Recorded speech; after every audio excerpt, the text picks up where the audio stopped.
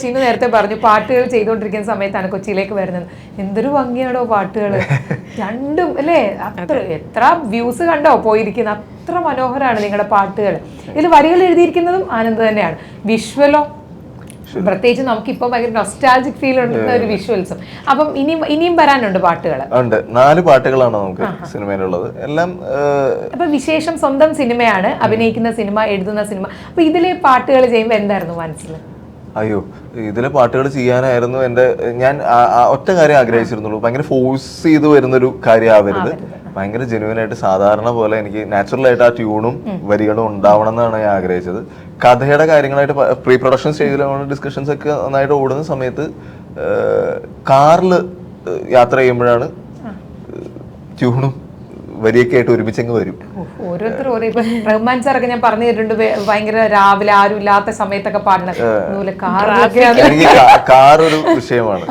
കാറിലെ കഥയും അതെ, കാറ് യാത്ര ചെയ്യുമ്പോൾ ആണ് ഇതൊക്കെ ചിന്തിക്കുന്ന അവസ്ഥ. അല്ലെങ്കിൽ ഒറ്റയ്ക്ക് നടക്കാനൊക്കെ പോകണം, നടത്തൊക്കെ കുറവാ. കാറ് അതൊരു, പിന്നെ ഈ പറഞ്ഞ പോലെ എനിക്ക് എപ്പോഴും തോന്നിയിട്ടുള്ളത് ഇത് വരി വേറെ ട്യൂൺ വേറെ എന്നുള്ളതിനെക്കാട്ടും ഇത് ഒരുമിച്ച് വരിക എന്ന് പറയുന്ന ഒരു കാര്യം, അത് ഭയങ്കര സന്തോഷം തരുന്ന കാര്യം.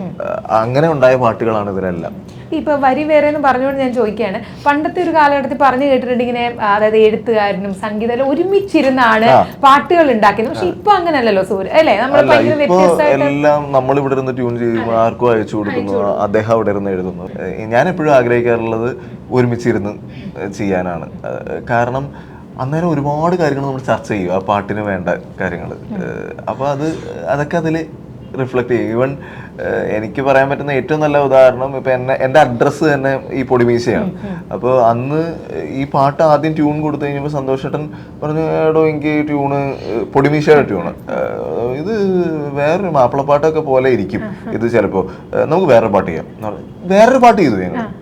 എന്നിട്ട് ഞങ്ങൾ അത് ചെയ്ത് കഴിഞ്ഞിട്ട് തിരിച്ചു വന്നിട്ടാണ് ഇത് ചെയ്തത്. അപ്പൊ ആ തരം കാര്യങ്ങൾ സംഭവിക്കണമെങ്കിൽ നമ്മൾ ഒരുമിച്ചിരിക്കുകയും, ഒറ്റ ദിവസത്തെ പണിയിലെല്ലാം തീർന്നു. അന്ന് 4 പാട്ടുകൾ ഒരുമിച്ച് തീർന്നു. ഇന്നത് സർക്കസാണ് ചില നേരത്ത്. പിന്നെ കമ്മ്യൂണിക്കേഷൻ വിഷയങ്ങൾ എനിക്ക് തോന്നുന്നു ഒരുമിച്ചിരിക്കുന്നതാണ് എനിക്ക് സന്തോഷം തരുന്ന കാര്യം.